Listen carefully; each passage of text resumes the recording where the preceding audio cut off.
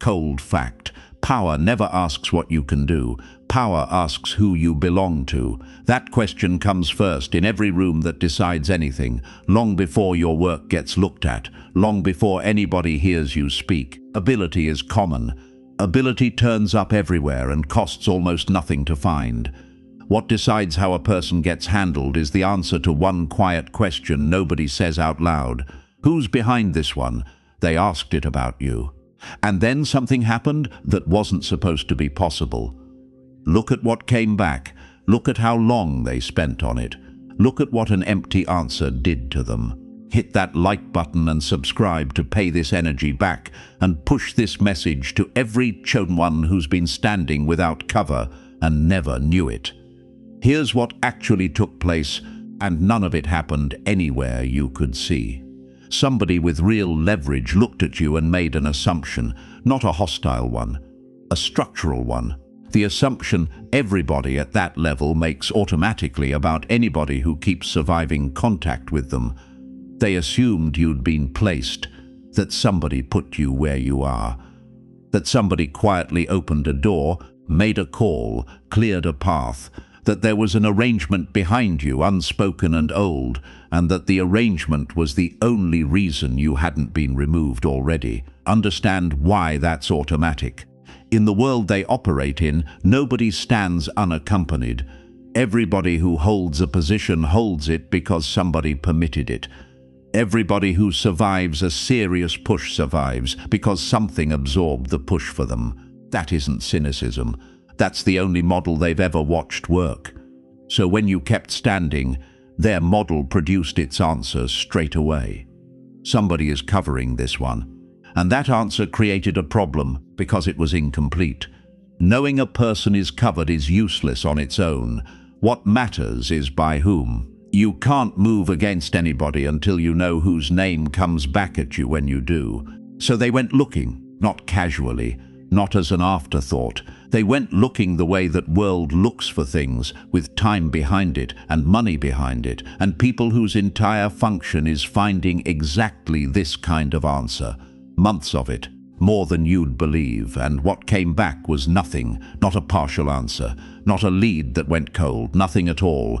No sponsor, no protector, no arrangement anywhere.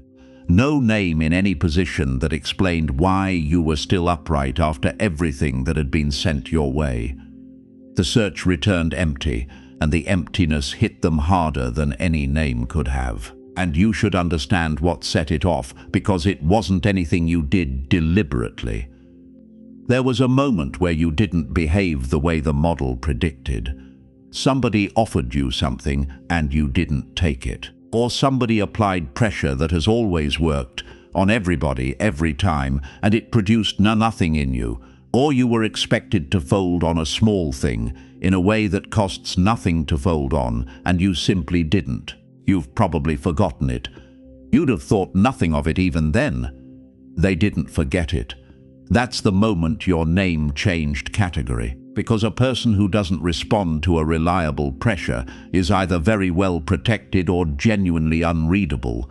And there's no third option in that world. Everything since then has flowed out of one small day you can't even place. And hey, chosen one, yes you.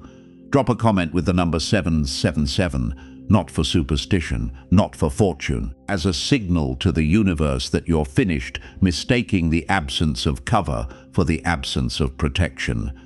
Because there's a particular kind of person who stays to the end of something like this. Most people leave the second it stops flattering them. If you're genuinely built for this, you'll feel the pull to stay until the very last word. And you already know the moment somebody asked who you were connected to and you had nothing to hand them. Now let's go through it step by step. And before we go one step further, understand how this stays standing. There's a link in the description. It's sitting in the pinned comment at the top as well, so you don't have to go hunting for it. That link is the only reason these messages keep getting made. It's held open by chosen ones who decided this work was worth protecting. If this is already doing something in your chest, that's your answer. Support it if you're able. Share the channel if you're not. Both carry the same weight here, and nobody is keeping score. Hit like so this stop getting buried, subscribe so you never have to find your way back to it, and send this channel to one person who's been carrying something heavy in silence. Now, step by step. Number 1, nobody in that room believed you arrived unaccompanied. Not one of them. The thought never surfaced. Chosen one, let's open this properly, because everything after it depends on this single habit of mind. There are rooms where the first thing established about any new name is its attachment, not its quality. Its attachment. Who brought this person? Who vouched for them? Who takes the damage if it goes wrong? That isn't an extra step. That's the whole of the first assessment, and everything after it is decoration. You've felt the effect of that your entire working life without once seeing the cause. You assumed you were being judged on what you produced. You weren't. You were being sorted by a question you didn't know was being asked, and you never had the answer it wanted. Imagine this, a gate with a list on it, and everybody walking through gets checked against a second name already written beside their own. Imagine this, you walking through that same gate with only your own name on the page and nothing beside it. Or picture the person holding that list, simply assuming the second name hadn't been entered yet, and making a note to find out later. That note is the whole story. Everything in this message grew out of it. And maybe you're wondering, why would anybody assume that about you? Because the alternative isn't available to them. In that model, an unattached person who keeps surviving isn't a category, it's an error. And when a model throws an error, the people running it don't question the model. They go looking for the missing input. You weren't being suspected of anything. You were being completed. They weren't judging you. They were filling in a blank they were certain existed. You didn't walk into hostility. You walked into a form with one empty field, and everything that followed was an attempt to fill it. And you've got your own evidence of this if you want it. Think back. You've been asked what you're part of, and you've watched your own answer land as nothing. You've explained yourself twice inside the same conversation. You've walked away from it deciding you handled it badly, and you've replayed it later and made yourself worse at it in the retelling. You didn't handle it badly. You gave an accurate answer to a question that couldn't take one. How many times have you apologized inside your own head for having no name to offer? You've done it since you were young. You've done it in rooms where you were the most capable person present, and you've never once suspected that what you were failing to produce was the only thing being asked for. And there's a version of this you've felt directly, the question that arrives too early. Imagine this, a conversation with somebody who matters, and inside the first 2 minutes they ask how you came to be there. Not what you do, how you came to be there. Imagine this. You answering honestly, which is that nobody sent you, and something small happening behind their eyes that you've never been able to name. Imagine this. The conversation continuing perfectly pleasantly afterwards, and you leaving it with a faint sense that you'd failed some part of it without knowing which part. What was that? That was your answer failing to be usable. They didn't disbelieve you. They marked the response incomplete and moved the question somewhere else. And that somewhere else is what the rest of this is about. Number 2, the search for your sponsor was real work, and somebody paid for it. Real hours, real cost. Chosen one, take this part slowly because the scale of it is what nobody would believe. It's tempting to picture a passing curiosity. A question asked once over a drink and dropped by the weekend. That isn't what happened, and the reason it isn't what happened is money. Nobody spends serious resource on curiosity. They spend it on exposure. An unexplained person who can't be predicted is exposure permanently until the explanation turns up. So it got commissioned properly.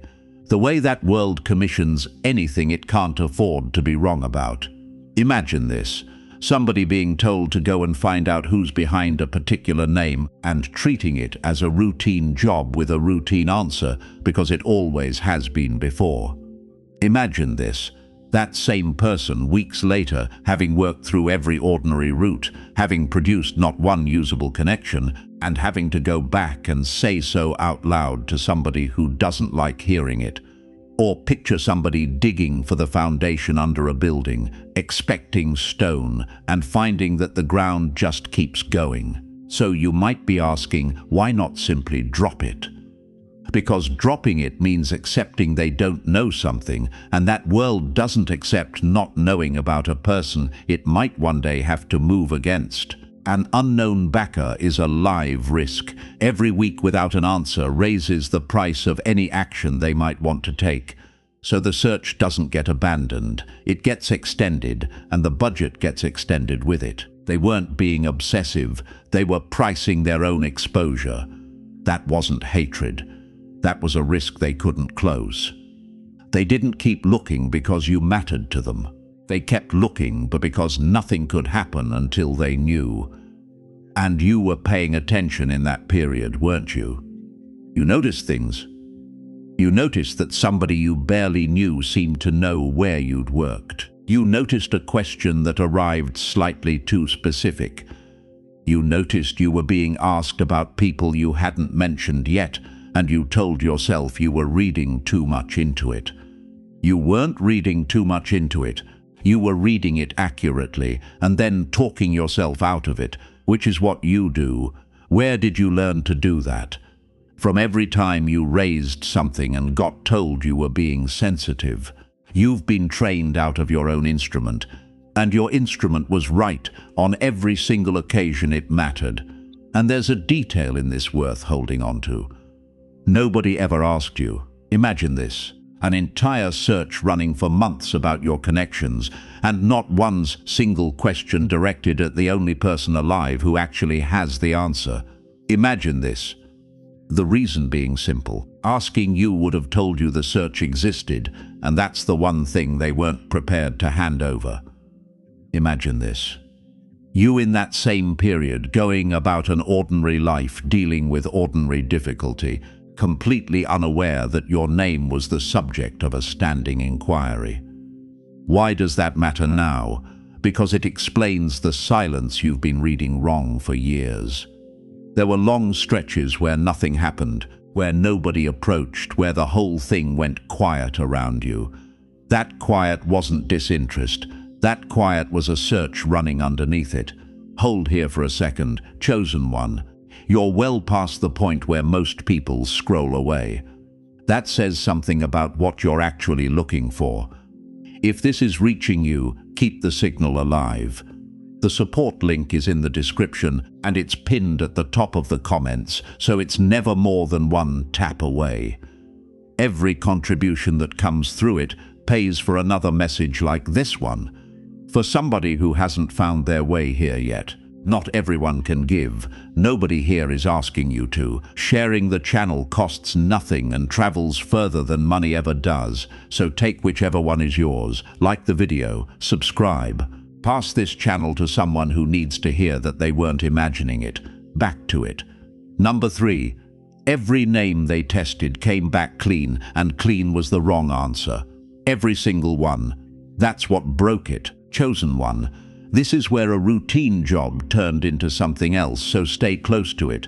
A search like that doesn't start in the dark. It starts with a short list. The obvious candidates, the people you've worked near, the one who spoke well of you once, the older figure who took an interest, the single relationship that looked, from outside, like it might have been more than it was. Each name gets checked. Each one either produces a connection or it doesn't. Every one of yours came back with nothing behind it. Imagine this, a list of 6 names, each one crossed through in turn, and the person doing the crossing getting quieter with every line. Imagine this. The last name on that list being the one they were most confident about, and it producing less than any of the others. Or picture a detector sweeping the same field for hours and never once making a sound. And maybe you're wondering, isn't a clean result a good thing? Not there. In that setting, Clean is the most alarming outcome available. A discovered backer is a solved problem. It hands them a name, a price, and a route. Clean hands them nothing and removes every option at once, which is exactly why the empty answer produced more caution than a powerful name ever would have. A name would have been a door. Nothing at all is a wall. They didn't relax when that list came back clean. They stopped moving. You weren't cleared by that result. You became unhandled, which is a different and much heavier position. And you already know which of your own names would have been on that list. You can name them right now. The one who helped you once and never mentioned it again. The one you thought might open something and never did. The one you were closest to, who you assumed carried more weight than they actually carry. You've spent years quietly wondering whether any of them ever spoke for you. None of them did. Not because they wouldn't have. Because you never asked. And you never asked because asking has always cost you something it doesn't cost other people. What did that reluctance actually buy you? It bought you the one result their entire method has no answer for. That isn't safety. That's a decision nobody could make.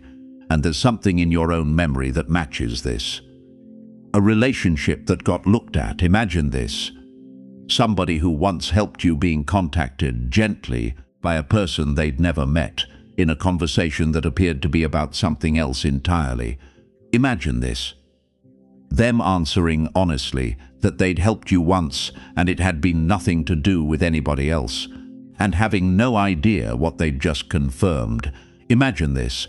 The same thing happening 2 or 3 more times to 2 or 3 more people, none of whom ever compared notes. Did any of them mention it to you? Almost certainly not, because from their side nothing happened. A slightly odd conversation with a stranger, forgotten inside a week. From the other side, it was a line being closed, and it was one of several closing that season. Number 4, an unsponsored person has nothing that can be leaned on. Nothing at all. That's the practical consequence. Chosen one, understand this clearly, because it's the mechanism that's been protecting you. Leverage never gets applied to a person. It gets applied through their attachments. That's the only way it has ever worked. You don't move somebody directly. You find what they're connected to, you apply pressure there, and the pressure travels along the connection and arrives. Which means the entire method depends on a connection existing. You've watched this work on other people your whole life without recognizing what you were watching. The colleague who suddenly changed position, the person who went quiet on something they'd been loud about. Nobody touched either of them. Something was said to somebody else. Imagine this, somebody wanting to move a person who answers to a senior figure. The route is obvious. You don't approach the person at all. You have a word with the figure handles it, and nothing visible ever occurs. Imagine this, that same somebody looking at you and finding no figure, no route, and nobody anywhere to have the word with. Or picture a lever, perfectly good, held by a man standing in an open field with nothing to rest it on. So you might be asking, doesn't that just mean you're unprotected? It means the opposite of how it sounds, and this is the part almost everybody gets backwards. Protection through a sponsor lasts exactly as long as the sponsor finds you convenient. It's rented. It gets withdrawn the moment the arithmetic changes, usually without warning, usually at the worst possible moment. Having none means having nothing that can be called in, and nothing that can be turned against you. You're not unprotected, you're unleveraged. You don't lack cover.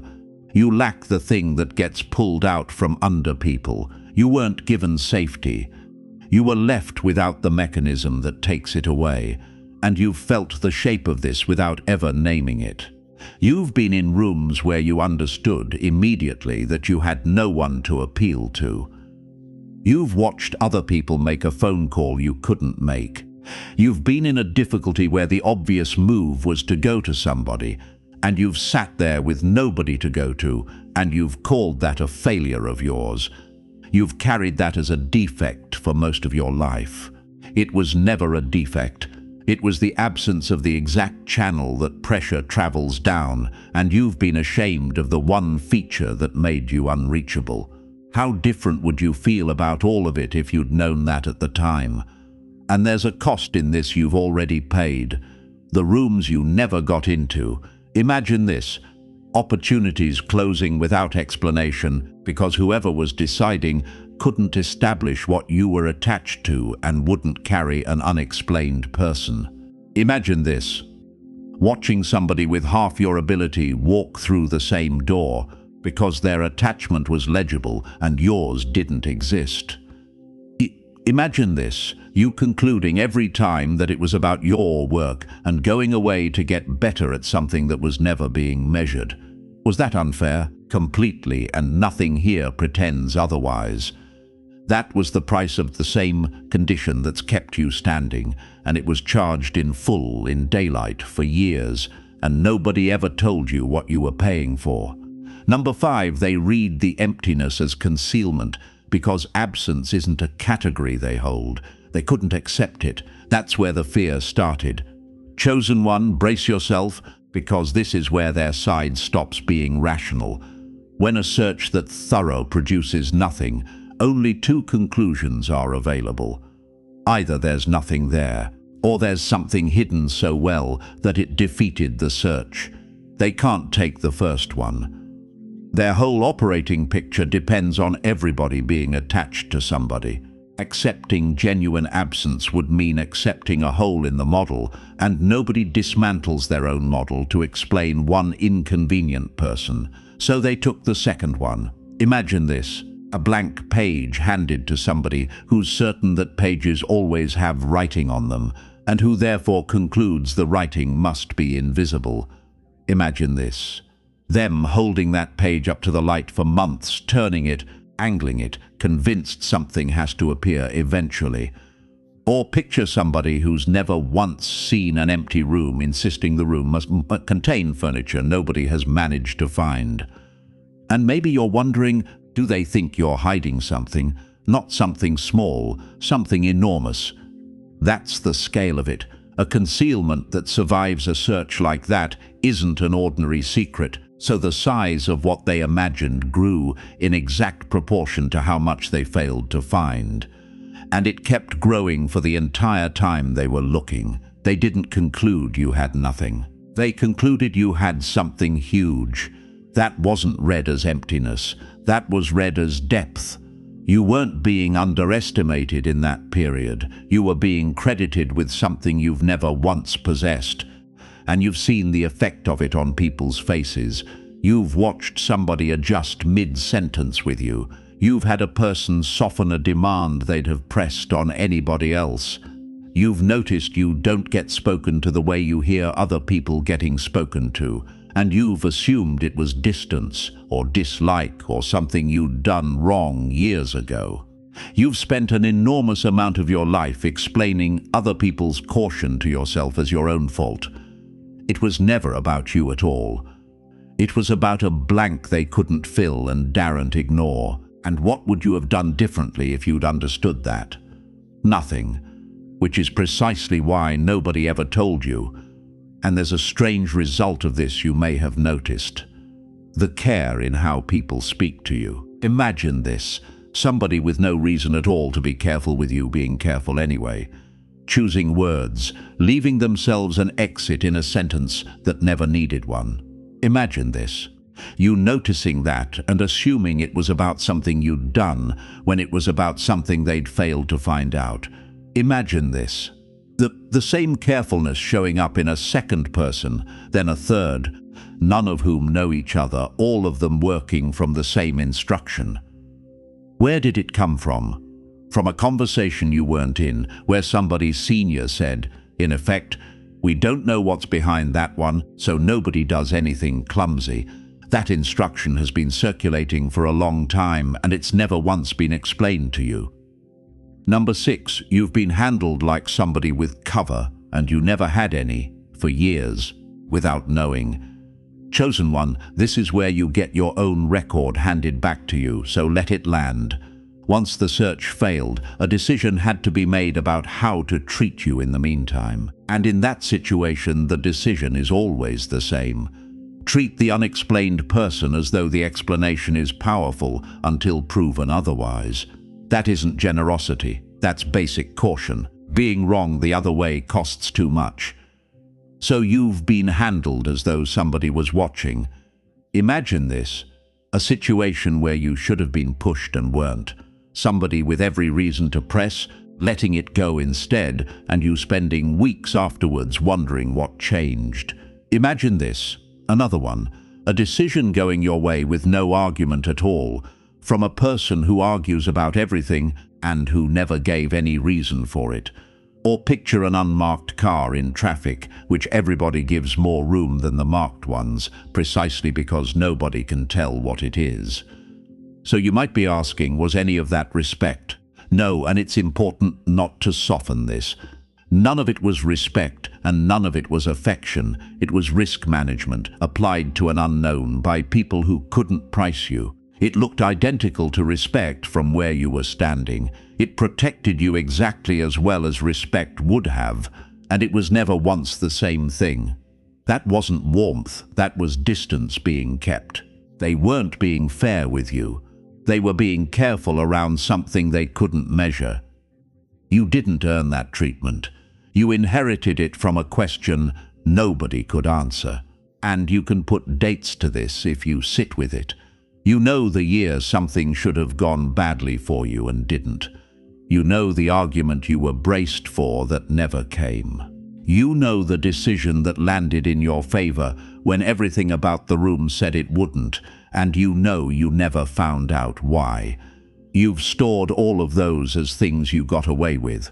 You didn't get away with anything. You were being handled at arm's length by people who couldn't establish what your name was attached to. Do you see how much of your own history you've been misreading?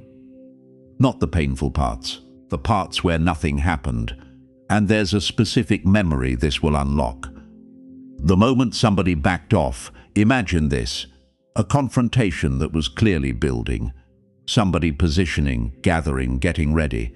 You could feel it coming for weeks and you braced for it. Imagine this. It simply never arriving. No resolution, no conversation, no apology. The whole thing dissolving, and the person afterwards behaving as though it had never been in motion at all. Imagine this. You deciding you must have imagined the build-up, and quietly adding that to the list of things about yourself you don't trust. What happened in that gap? Somewhere in it the question came up of what would come back if they went ahead. Nobody could say, and nobody walks into an unknown response over something that was never that important to begin with. Number 7, the search changed them far more than it ever touched you. Far more. That's the asymmetry. Chosen one, let's be brutally honest about what this cost on each side. You lost nothing to it. You didn't know it was running. Your life went on exactly as it would have, with all its ordinary weight, none of which came from this. They spent months, money, and attention on a question that returned nothing, and then they had to live with the result. Imagine this. The person who commissioned that search sitting with an outcome they can't use and can't dismiss, and having no way at all to close it. Imagine this. Them raising it again later, quietly, with somebody else, because an open question in that world never dies. It just gets asked in a different room.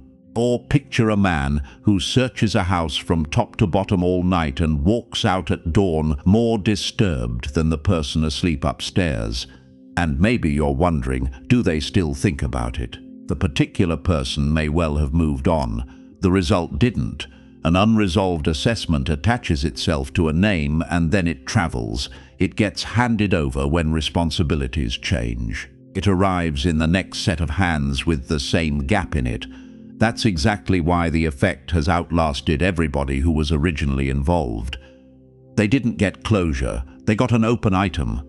You weren't damaged by that search. You were absent from it entirely. They weren't left with an answer about you.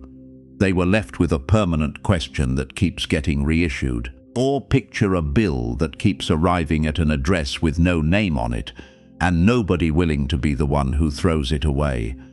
And here's what that means for you going forward. You'll meet people who've inherited it.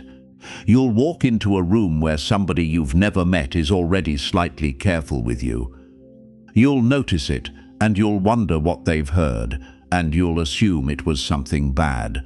You'll be wrong every time. What they inherited wasn't a story about you. It was a gap where a story should be. You've been reading that carefulness as suspicion for years. It isn't suspicion. It's a question nobody has ever been able to close, arriving in a new set of hands, doing for you exactly what it did the last time. And how many more times do you think it will be asked? And there's something worth noticing about how this ages. It never stops being current. Imagine this. Somebody new arriving into that picture, being briefed on everything in front of them and reaching your name. Imagine this. Them asking the obvious question, who's behind this one, and being given the truthful answer, which is that it was looked into and nothing was found. Imagine this. Them treating that answer exactly as their predecessor did, with the same instinctive step backwards, having never met you. Why does it keep working? Because it isn't a rumor and it doesn't decay. It's a documented absence, and absence doesn't soften with age. It gets stranger the longer it holds. Number 8, somebody above them asked the question and the room had no answer. Somebody senior, that's the moment this became permanent. Chosen one, let's tear the curtain open on the part that actually decided everything. A search like that eventually gets reported upward, not because anybody wants to report it, because at some point somebody more senior asks a routine question and has to be given something. And what they were given was that there's nobody. Imagine this. A room where a question gets asked in the ordinary way and the ordinary answer doesn't come. 2 full seconds of nothing. Then somebody saying carefully that they weren't able to establish it. Imagine this. The senior person not reacting at all, not repeating the question, not pressing, just moving to the next item, which everybody in that room understood as the worst available response. Or picture a piece of music where one instrument fails to come in on time, and every person present hears the gap even though nothing was played. So you might be asking, what does a silence like that actually mean?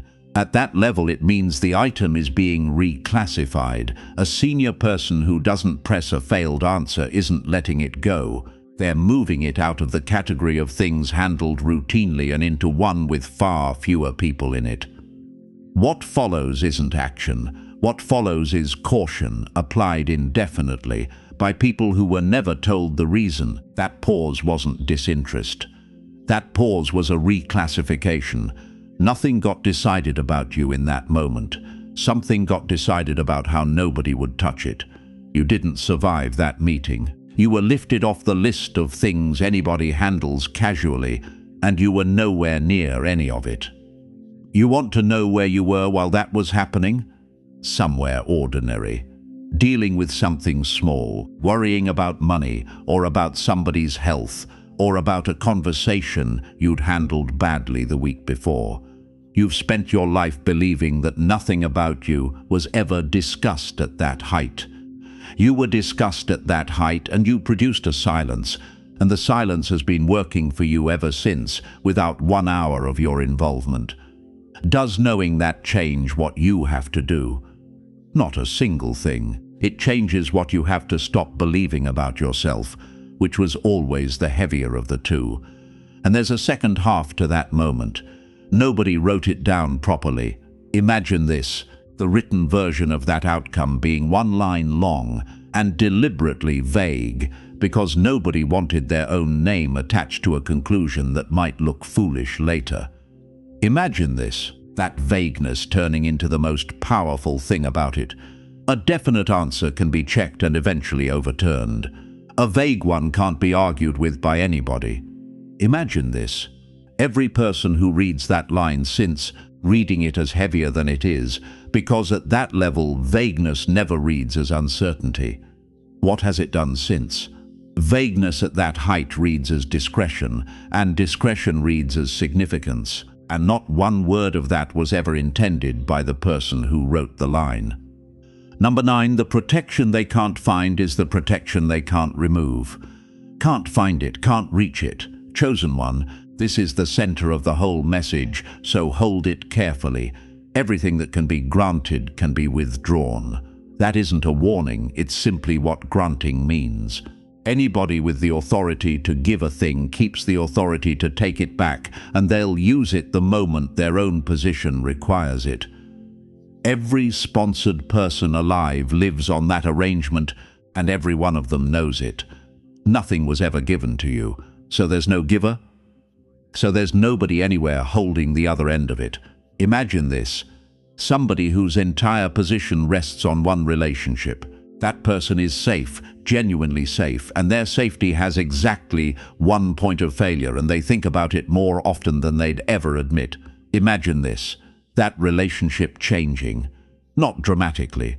A cooling, a reorganization, a new set of priorities, and everything built on top of it going at the same time, with nobody having done anything wrong. Or picture the difference between water carried in a bucket and water that comes up from a well. One of them can be taken out of the room. The other one is why the room was built there. And maybe you're wondering, isn't that just being alone? It looks identical from outside and it isn't the same condition. Alone means nothing is holding you. This means nothing is holding you that anybody else has authority over. Whatever has kept you upright through everything aimed at you didn't arrive through a person, wasn't signed by anybody, and can't be revoked by a decision in a room. There's no paperwork for it because none was ever produced. That isn't isolation. That's a position nobody can rescind. You're not without support. You're without a supporter who can be reached. You weren't left out of the arrangement. You were placed outside the reach of everybody who administers it, and you've been grieving something you never actually lost. You've watched people who have somebody. You've watched them get carried through things you had to walk through. You've told yourself you'd have been further along by now if one person had ever properly backed you. You've been mourning an advantage that comes with a switch on it, held by somebody else's hand. You didn't miss out on that. You were kept out of the arrangement that ends careers quietly when the arithmetic changes. How many of the people you envied for having somebody are still standing? Go through them, you'll find fewer than you expect, and every one of the ones who fell was pushed by the same hand that lifted them. And there's a way to test this against your own history. The people who could have withdrawn things did. Imagine this.